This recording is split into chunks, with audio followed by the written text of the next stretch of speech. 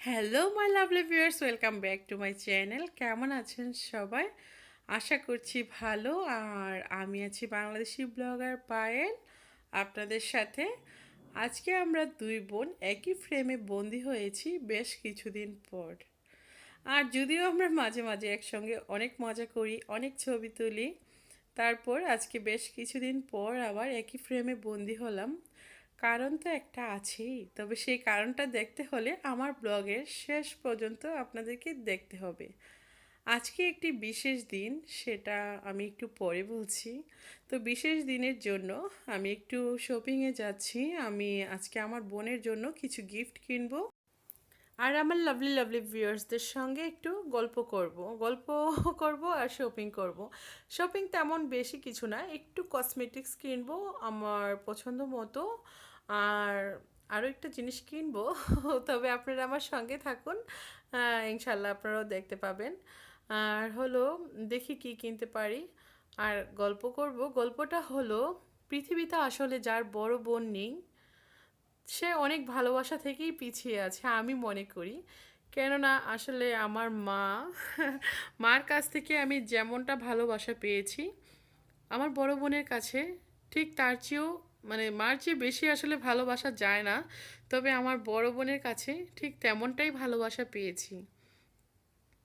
আমার মনে হয় না আমার বুঝ হয়েছে পর থেকে আমি মার কাছে কখনো কোনো কিছু চেয়েছি।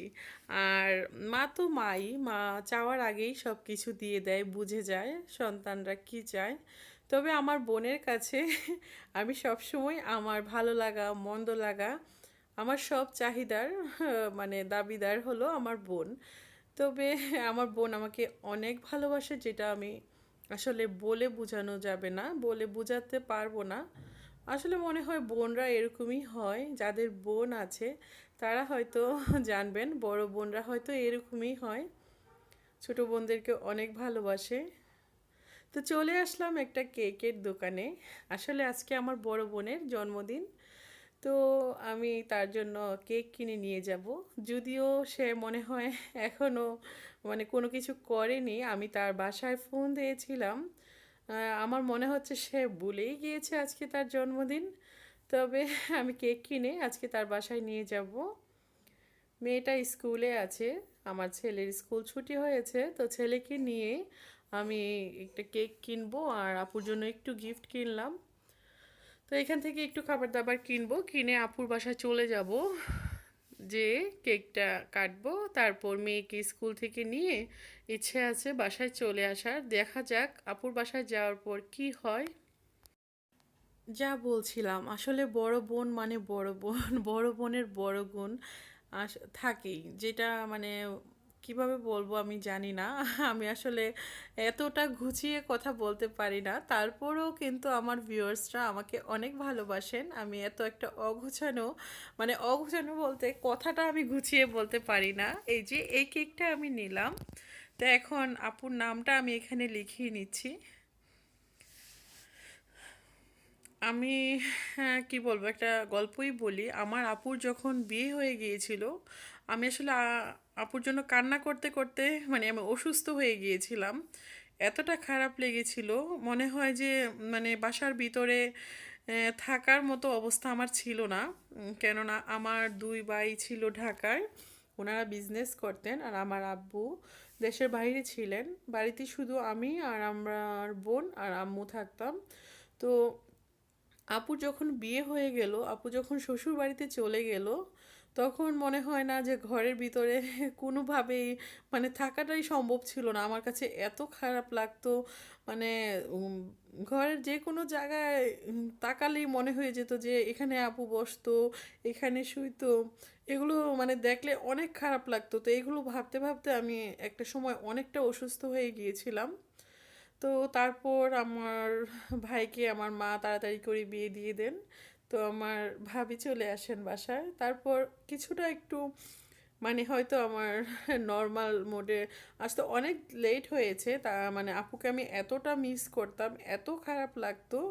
মানে আপুর বিয়ে হয়ে যাওয়ার পর আমার অনেক কষ্টের দিন ছিল, সেগুলো আসলে বলে বোঝানো যাবে না।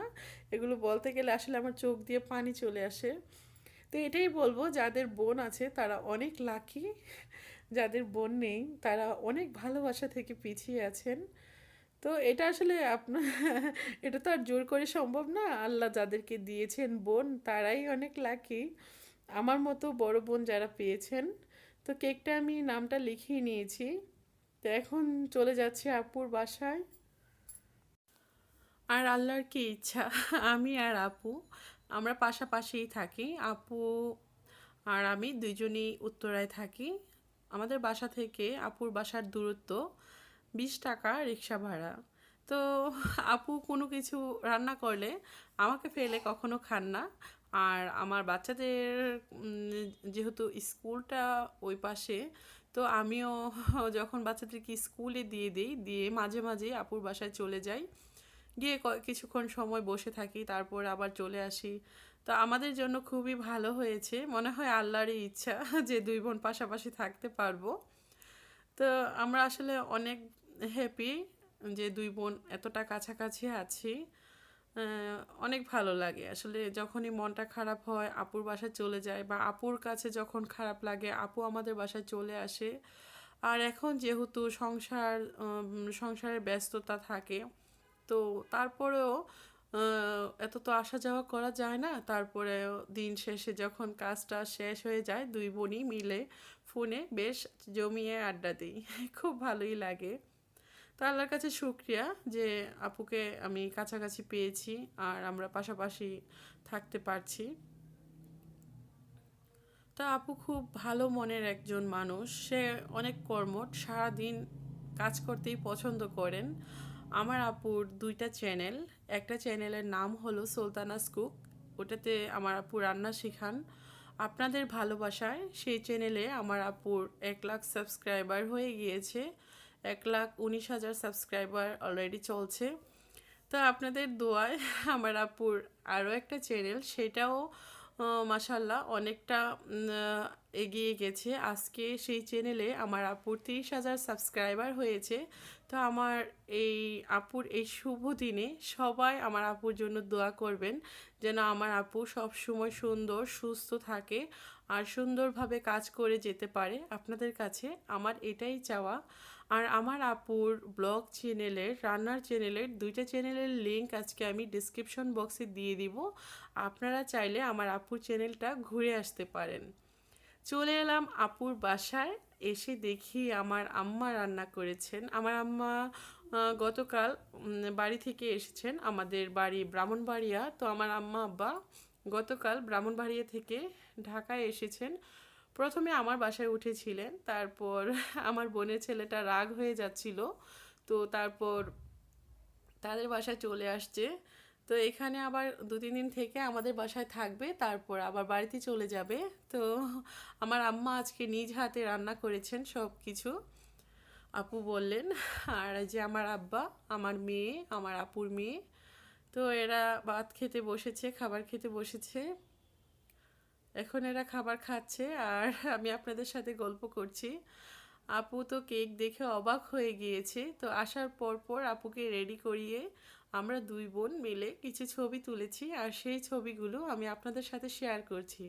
আশা করি আজকের ব্লগটা আপনাদের কাছে ভালো লাগবে। আর প্লিজ সবাই আমার আপুর জন্য দোয়া করবেন, যেন আমার আপু সর্বদাই আপনাদেরকে এত সুন্দর সুন্দর, যেভাবে আপনাদেরকে ব্লগ দিচ্ছে, রান্নার চ্যানেলে রান্না দিচ্ছে, আপনারা অনেক ভালোবাসা দিচ্ছেন আমার আপুকে। আর আমার আপুর মতো করে আমাকেও ভালোবাসবেন, আমি আপনাদের কাছে সেটাই আশা করব। আসলে আমার এই চ্যানেলটা আমি শখের বশেই খুলেছি। তো শখের বশে এসে আপনাদের অনেক ভালোবাসা পাচ্ছি, আমার কাছে অনেক ভালো লাগে। তো আপনাদেরকে কিভাবে মানে ধন্যবাদ দিতে চাই না, আপনাদেরকে সব সময় আমাদের পাশে পেতে চাই, এটাই আমি আপনাদের কাছে আজকের এই শুভ দিনে বলবো। আজকে আমার আপুর জন্মদিন, আমার আপুর নিউ চ্যানেলে 30,000 সাবস্ক্রাইবার হয়েছে। তো এই উপলক্ষে আপনাদের কাছে আরও ভালোবাসা চাই, আর আপনাদেরকে আরও সুন্দর সুন্দর কাজ উপহার দিতে চাই। প্লিজ এভাবেই আপনারা অলওয়েজ আমাদেরকে সাপোর্ট করবেন। আর এই যে কেক, এখন আমরা কেকটা কাটি আর আপনারাও আমাদের সঙ্গে থাকবেন, আমরা একসঙ্গে সবাই আপুকে উইশ করি। আপনারা কমেন্টের সাহায্যে আমার আপুকে উইশ করতে পারেন। আর ভিউয়ার্স যারা আজকে আমার চ্যানেলে নতুন ভিডিও দেখছেন আমার ভিডিওতে, তো প্লিজ আপনারা আমার চ্যানেলটিকে সাবস্ক্রাইব করে দিবেন, সাবস্ক্রাইব করে পাশে থাকা বেল বাটনটি প্রেস করে দিবেন।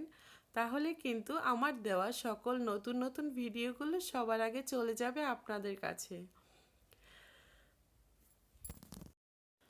ভেবেছিলাম আপুর বাসায় এসে কেকটা কেটে চলে যাব, আপু আর যেতে দিল না। আমার মেয়েকে আমার আব্বা গিয়ে স্কুল থেকে নিয়ে আসছেন, আর আম্মুর হাতে রান্নার খাবারগুলো খেলাম। খুব মজার মজার রান্না করেছিলেন আজকে আম্মু, লাউর তরকারি, তারপর সিম দিয়ে মাছ, মুড়িঘণ্ট, মাছের পেটি দিয়ে বেগুন। তো অনেক মজার মজার তরকারি ছিল, অনেক বেশি খেয়ে ফেলেছি। আর এখন যেহেতু বাসায় চলে যেতে হবে, বিকেলবেলা বাচ্চাদের টিচার আসে বাসায়, তো কেকটা কেটে আমি বাসায় চলে যাব কেকটা কাটা হয়ে গেলে। তো আর কি বলবো, আপনারা সবাই এতক্ষণ আমার সঙ্গে ছিলেন, আপনাদেরকে অনেক অনেক ভালোবাসা। আমার আপুর জন্মদিন উপলক্ষে আপনাদের প্রতি রইল অনেক অনেক ভালোবাসা। আর আপনাদেরকে আমি কিভাবে মানে কি বলবো আসলে বুঝতে পারছি না। আসলে আমি আপনাদেরকে বলেছি আমি এতটা গুছিয়ে কথা বলতে পারি না। এই তো কেকটা কাটা হয়ে গেল, তো আপু প্রথমে আমাকেই খাইয়ে দিল। তো কেকটা খাওয়া শেষ, একটু নাস্তা টাস্তা করলাম। আর আমি কিছু ছবি এখানে শেয়ার করলাম। এখানের ছবিগুলো আমার হাজব্যান্ড যখন বাংলাদেশে ছিলেন তখন আমরা একসঙ্গে এই ছবিগুলো তুলেছিলাম। তো ভিউয়ার্স আপনারা এনজয় করুন, আর আমি আপনাদের কাছে বিদায় নিয়ে নিচ্ছি। সবাই ভাবেন, সুন্দর থাকবেন, আর এভাবেই আমাদের ভালোবাসা দিবেন, এভাবেই সাপোর্ট করবেন।